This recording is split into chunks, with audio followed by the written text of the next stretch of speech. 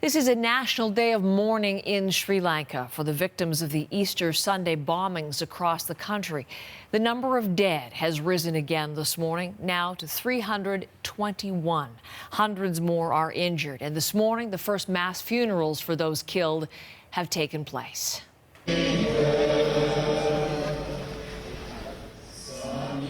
This is a scene in the city of Negombo, which is north of the capital, Colombo. Victims' families gathering this morning in the courtyard of the St. Sebastian Church, where more than 100 people were killed on Sunday. And 2 days after those attacks, the situation is still evolving. Lots of new developments for us this morning. Renee Filippone is tracking all of those from London for us. What is the updated information this hour, Renee?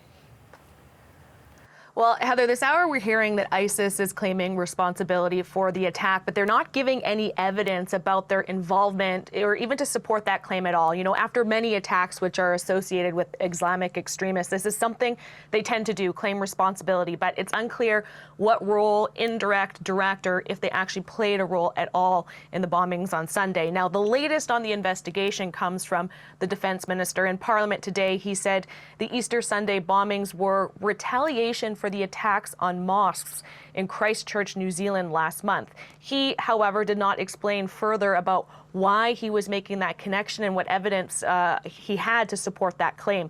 He also continued to place blame on a local Islamist group, the National Tawhid Jamaat.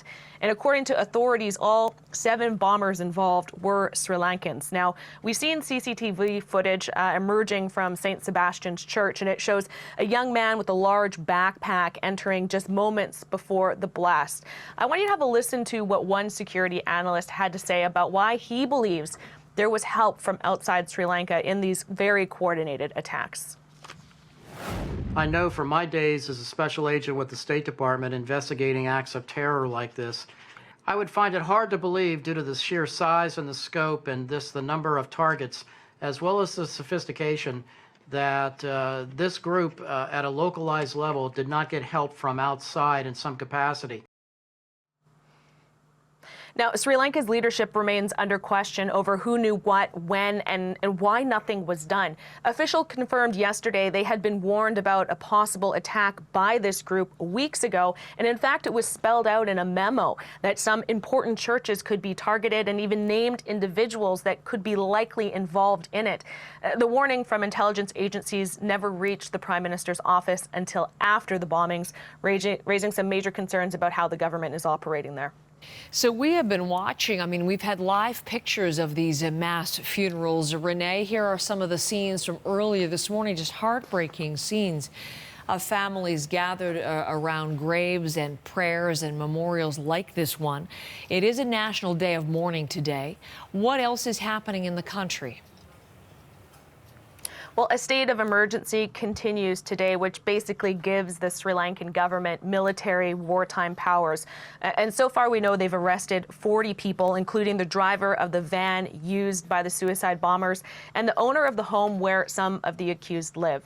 And authorities in Sri Lanka will also brief foreign diplomats at some point today and intelligence agencies like the FBI about where their investigation is at and what they knew when. All of this going on, as you mentioned, while these funerals are taking place, many of them being held outside in tents because the parishes where the people prayed were destroyed.